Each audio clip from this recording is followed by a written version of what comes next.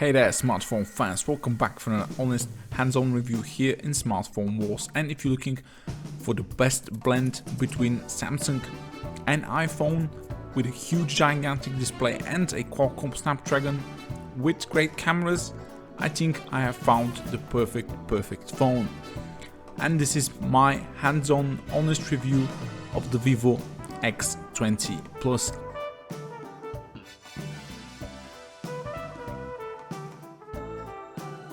So that's right, bigger, thinner and with more battery than the Samsung Note 8 and S8 Plus. This is the Vivo X20 Plus. Now if you haven't heard of Vivo, you probably don't live in Asia because it's one of the hottest and best smartphone brands out there, along with Oppo and Huawei, but those brands are really not very familiar here in the West and you're just getting around to them. And I had to tell you, I've never actually used the Vivo phone before, but I am super impressed by this. The back is made out of aluminium with a nice skin tone, just like the OnePlus 5, which makes it durable, beautiful, thin, and very importantly, light. Yes, the 6.53-inch phone with 3900 mAh battery is just 180 grams. This is as light as a feather for such a huge device. You will not even feel it. And it does also have a headphone jack, something Apple and Samsung guys will tell you it's impossible at that thickness. The phone comes powered by the Snapdragon 660, is running its own Untitled OS, and it also has a dedicated AI and camera chip inside to help with the photography. And do watch my video review carefully because the cameras on this thing are amazing, but I'll get to that later. First, it's about footage. It's like most Chinese skins out there, a really colorful way of looking at Android and a lot of iOS features like the pull up toggles and settings bar, which is also a recent app's multitasking switcher.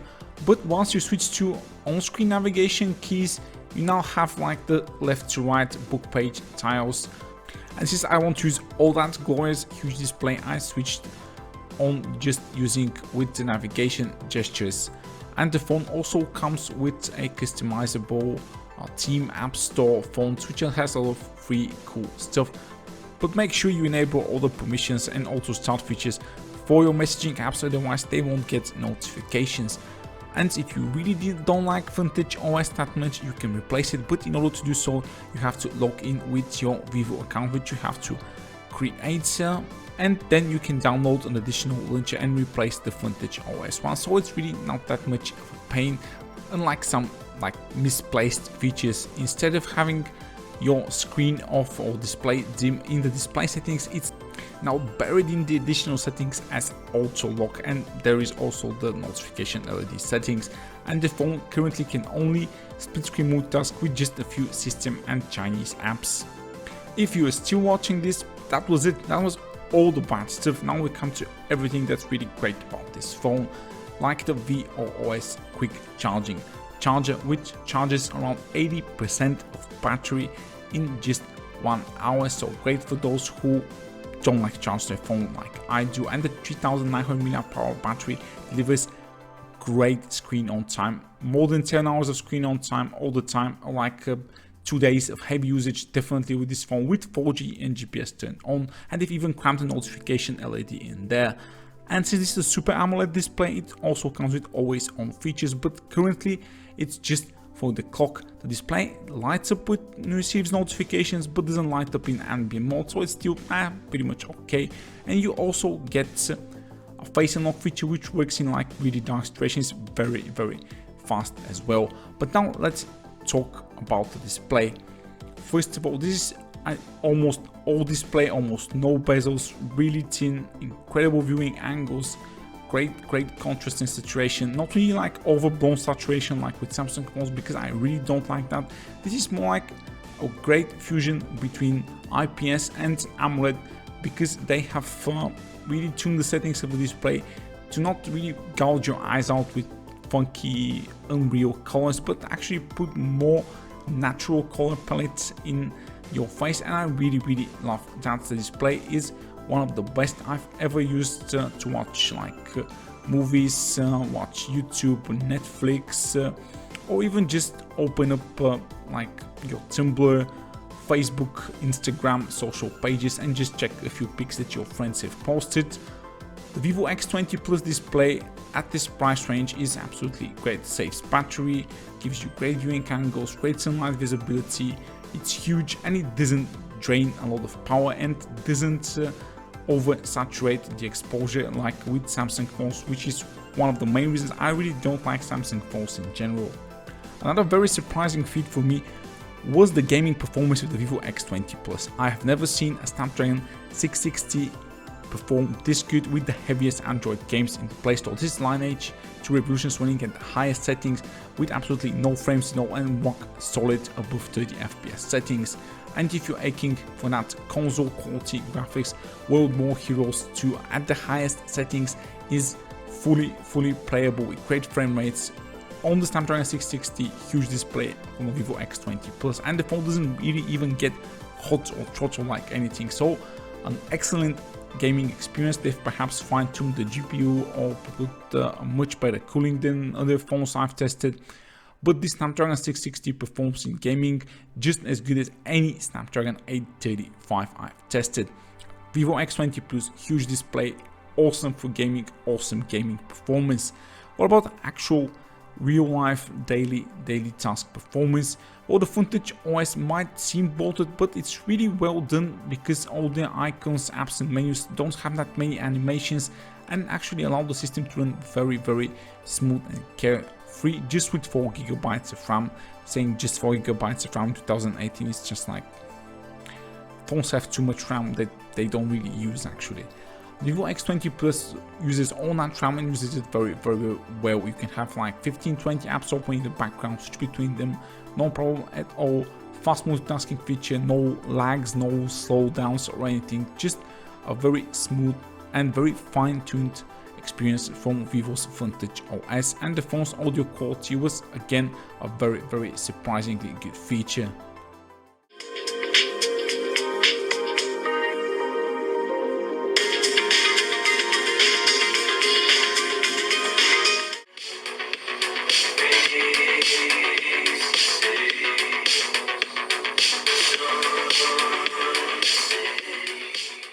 So if you managed to survive my review and my accent or in some people's opinion poor English, you've come to the camera review of the Vivo X20 Plus, and this is a marvelous camera phone. This have all the bells and whistles like portrait mode, like time-lapse, slow motion, 4K video recording in both cameras, the front and the back, and I think at around even up to 3 times the zoom doesn't lose any quality, and the phone features a full-blown professional photography level experience. The phone can also take a 18:9 shot and a 24 megapixel shot, which is the superimposed double shot from the main camera, which is 12 megapixels. And 4K and Full HD also have optical image stabilization on this phone. So 4K video, no shakiness, no nothing. As a camera phone, still camera, moving objects, nothing troubles this phone. The camera experience is super fast. I don't even see the phone focus. You just pop it up and it's automatically focused on anything. I've only seen this good camera experience on Samsung S8 and S7 phones. It's perhaps as good as an S7, but maybe just slightly behind the Samsung S8. Delivers great portrait modes, absolutely incredible dynamic range for this price point.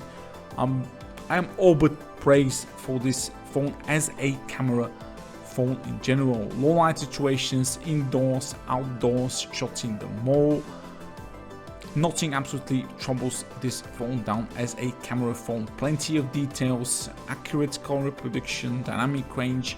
And if you think low light performance sucks, think again, because it's one of the best low light cameras you can get right now.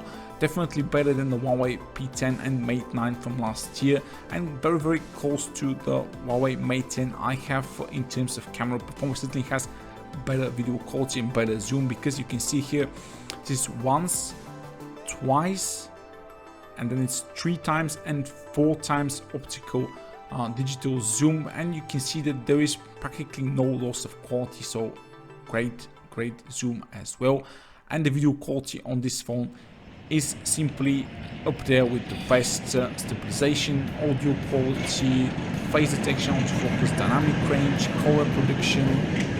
Even low light video looks incredible on the Vivo X20 Plus. No focus hunting, just absolutely great camera phone. Something you would maybe expect from Sony to deliver, and LG perhaps, but they have failed to do so in recent years. But Vivo have done so, and perhaps with the help of that additional chip which they've put in for artificial intelligence, trying to make out the scenes much better. The front camera also supports portrait mode, HDR and 4K video recording, and is just as good as the main camera, but it's f2.0 aperture, so it's not really the best when it comes for low light, but anything like really not really that low light for camera performance great. And it does also have a front facing flash in those really low light situations to help you out a bit. And now I'll finish the review with a vlog I took from 4K video from the front camera. Front cam video, 4K, Vivo X20 Plus. A blizzard where I live. There's like heavy snowfall yesterday. This 4K video, by the way, as you can see, it's just all white all around me. So the Vivo X20 Plus is a phone that absolutely impresses in every way. Display, design, especially camera and general performance. And I've never seen a Snapdragon 660 run games as good as on the Vivo X20 Plus. The only real downsides of the phone is perhaps the front pitch OS, which might not suit everybody because it's more iOS-like.